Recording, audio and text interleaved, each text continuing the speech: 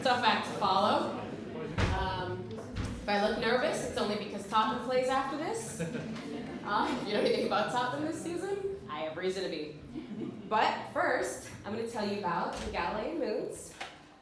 So, let's get started. The Galilean satellites are Jupiter's 4 biggest moons. And they are the coolest crew in the solar system. Nobody's cooler. Just take my word for it. But I'm also going to tell you why, so I'll back up my statement, but then you just have to trust me after that. So, you ask me now, Luna, why do they get a fancy name? There's tons of moons. We just heard from Stylianos how many moons Saturn has, but none of them get to get named. Well, it's because they're better than everyone else. That's the short and simple answer. If you wanted the longer one, it's because Galileo found them. Right, that makes sense. He looked with his telescope and looked up at the sky and looked at Jupiter and saw a couple stars he hadn't seen before, and then looked back up and noted the way that they traveled and realized that they were just going around Jupiter and not moving like any other stars they had seen. And it's something that you can do too with really a regular telescope, regular-sized telescope or binoculars. They can be seen as long as they're on either side of Jupiter and not right here or on the other side. This, which happened in 1610, thank you Galileo, they were the first moons to be found. They were the first objects going around something that wasn't us or the sun that we found, because they're the only ones that we can see with such a weak telescope.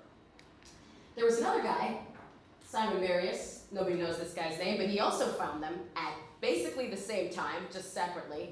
He didn't get them named after him, but he did get to name each of the moons. And per the advice of his good friend, Kepler, which is also a famous astronomer, if anybody knows him, he decided to name them after a couple, just a couple, of Zeus's many lovers. And Jupiter is the Roman version of Zeus, right? So, let's get into it. Let's get started. We're going to start with the closest planet to Jupiter, Io. So Io was named for a priestess of Hera, who unfortunately and inevitably became a lover of Zeus, right? It is a little bit smaller than our moon, about a quarter the size of Earth, and it orbits Jupiter in just under 2 days, which is really fast. But it is tidally locked. All of these moons will be tidally locked. Which means the same side of Io is always facing Jupiter. It's just going around looking at the same side. It's got basically a dark side of its moons, the same way that we've got one. It has the highest density and the strongest surface gravity of any moon in the solar system, which has to do with the same reason that it is also the most volcanic world in the system. Even more so than Venus. And anybody who knows anything about Venus knows that that planet's a mess. It's got volcanoes all over the place. But Io has got over 400 volcanoes on a surface that is slightly smaller than the moon, which is ridiculous. And the eruptions on Io are so strong that using a stronger telescope than one you could hold in your hand, we can see eruptions coming off of Io. We can see it spewing material into its atmosphere. It's absolutely ridiculous. And it is this way because of tidal forces, which are basically gravitational forces caused by Jupiter and its friends, Europa and Ganymede. What basically happens to poor sweet Io is the same way that the moon pulls the ocean's tides and causes the ocean's tides to pulls the ocean. Io gets squished like a little circular piece of Play-Doh, just a little bit, and then it gets molded back like a piece of Play-Doh, and just is constantly being squished and pushed and pulled.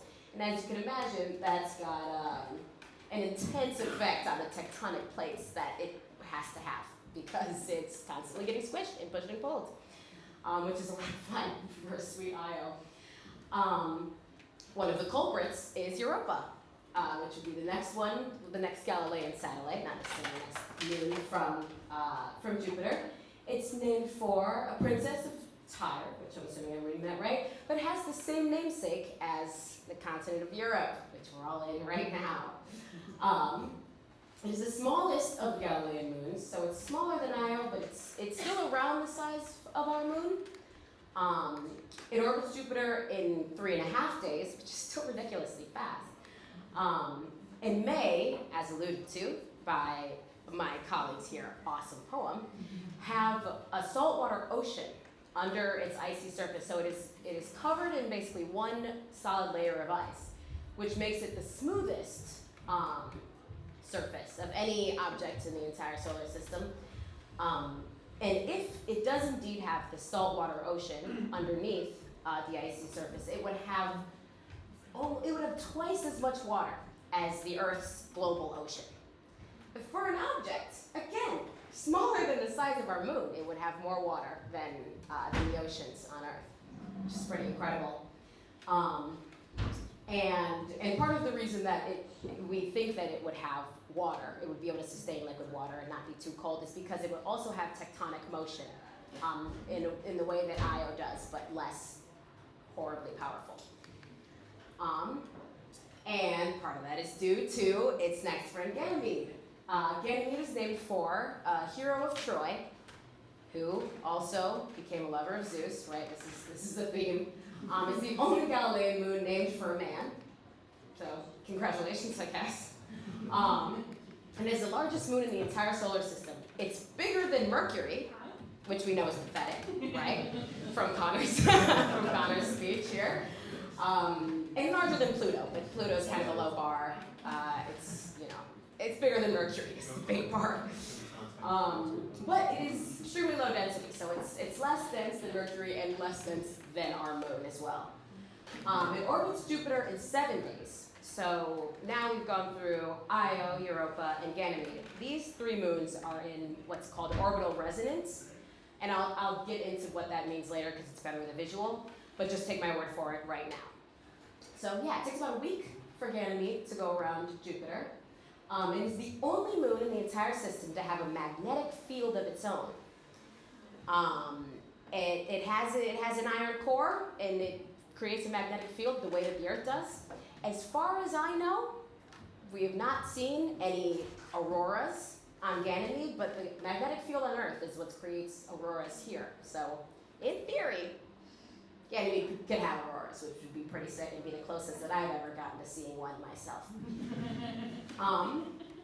And it also might have an underground ocean, same as Europa, but it also could be layered. Ice, water. It's huge. So there's a lot of range in what could be under this surface that we see of Ganymede. And finally, we come to Callisto, which looks so pretty, almost like a night sky itself. It's named for a nymph and a follower of Artemis. It is almost the size of Mercury. It is the 3rd biggest moon in the solar system. The 2nd is Titan, which is a moon of Saturn, which is very cool, but unfortunately did not make the cut into the gang. Unfortunately, it's orbiting Saturn, so it just didn't make it. Tough crowd. It orbits Jupiter in about 17 days. And while it is, again, like all the rest of its friends here, tidally locked, so it's always showing Jupiter its same face, it is not in orbital resonance with the other 3. But in about 1.5 billion years, it will be. And then they'll all be connected and they'll all be controlling each other's orbits, which is really fun. It'll be official member. But it also has the oldest and most heavily cratered surface in the system, in case you couldn't tell. But that is extremely interesting, and it is about equal parts ice and rock. It's what it's made up of. But it has the lowest density and surface gravity of any of the Galilean moons, which kind of makes sense because it doesn't have the kind of gravitational friendship, should I say, of the 3 closer Galilean satellites. So now we say, Luna, I'm a visual learner, and now you have to tell me what orbital resonance means, because I've just been smiling and nodding at you. And so here's where I show you. So the innermost one here is Io. It goes around at its pace.